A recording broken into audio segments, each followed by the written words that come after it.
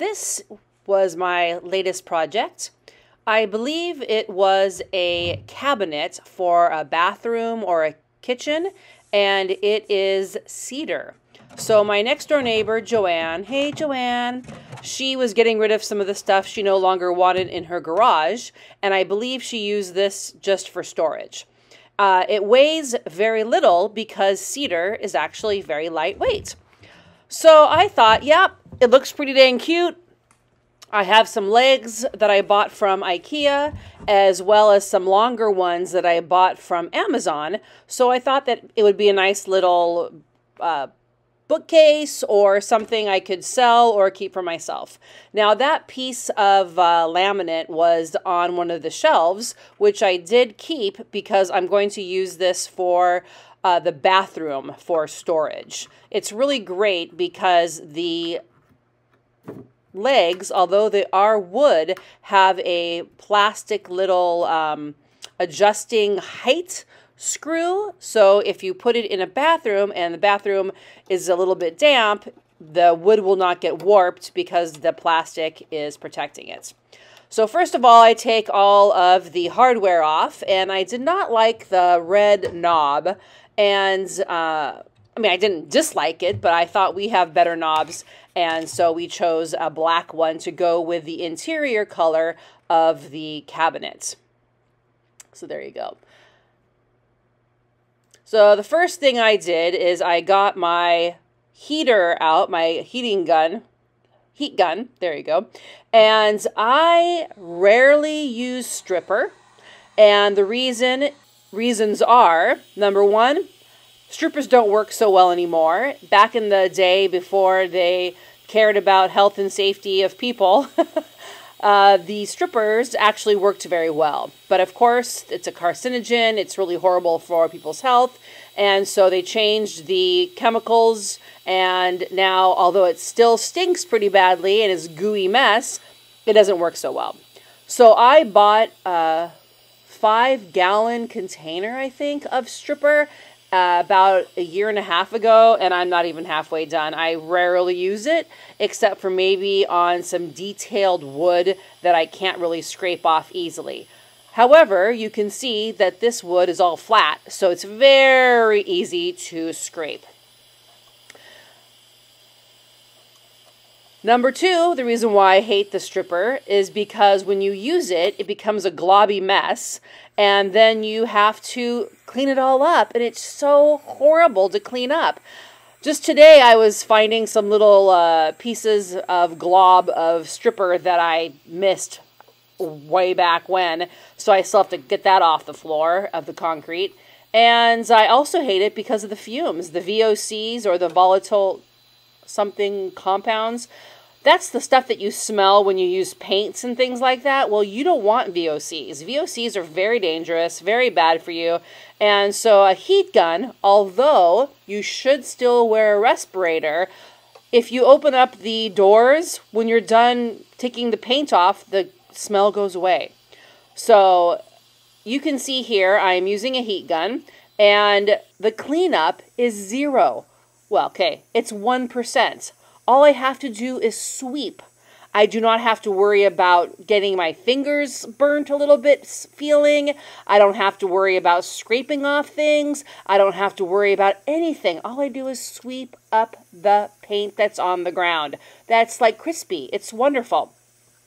Now today is the first day that I ever I singed the wood. And the reason for that is because the inside of the door had very thin paint on part of it. And so when I was using the heat gun, I got a little bit annoyed. And so I used too hot a heat. Now here you can see there's actually 3 levels of paint. There was the white paint, there was the purple paint, and then there was a kind of base paint, I believe, maybe a primer that was kind of a brown color. So I wanted to see how the cedar would look, and oh my goodness, I think it looks so great.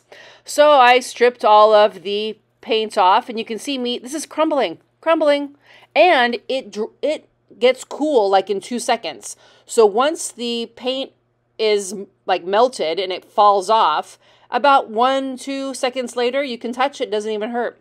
So these are the legs I bought from IKEA, and this is not attached. I wanted to see what they would look like.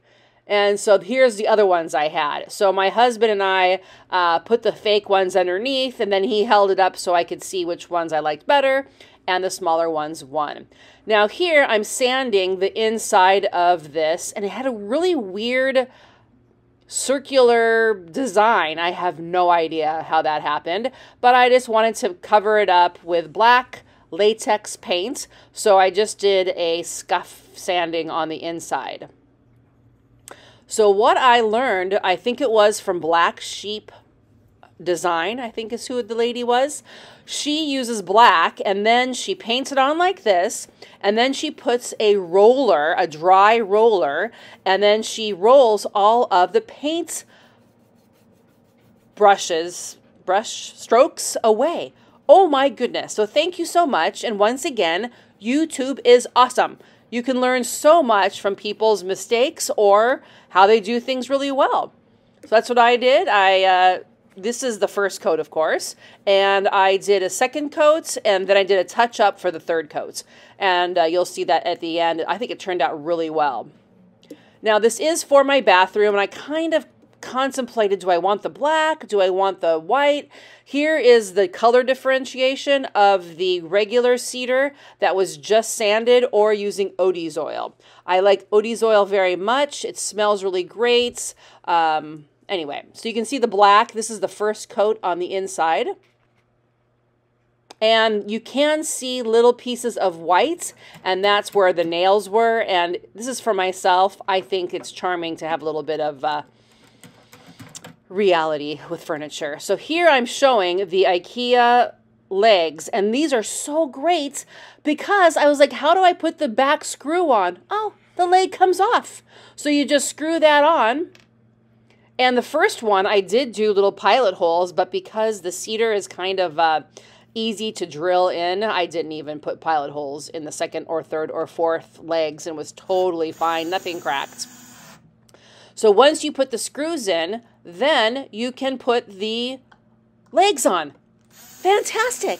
And since I'm putting this in my bathroom, there are some tiles that are a little bit higher up on the back by the wall. So I can adjust the little black plastic so it still is level. IKEA, thank you very much. These were about $20. Okay, so this is my second coat of paint. You can still see there's some little bit of white in the back. And now I am stripping, yeah, that's it. I'm stripping the inside of the door, and it was so thin that I got really frustrated, so I turned the heat up all the way. Bad idea. So here you can see the very top left. There's a little bit of discoloration, and that's where I burnt it. Yeah. Anyway, it's inside. I don't really care. I mean, I'm not a perfectionist at all. There it is. Yeah. But basically, I'm using something that was used, and I'm cleaning it up for my own benefit. Now here, I use my own pot that I bought only for doing this. I don't use my family's pots. And I took all of the paint off of the hardware. So Odie's oil for the wood, the black latex paint. Here it is afterwards. And now here's 3 coats of the latex paint on the inside. The new legs and Odie's oil. And I cleaned off the little clip on the inside so it closed a lot better. Oh, it's so cute. There's the little knob. I think it's adorable. Here it is before. Here it is after. Oh my goodness, I love it. And then the inside. Oh, my heart is happy. Subscribe if you haven't. Have a great day, and see you next time.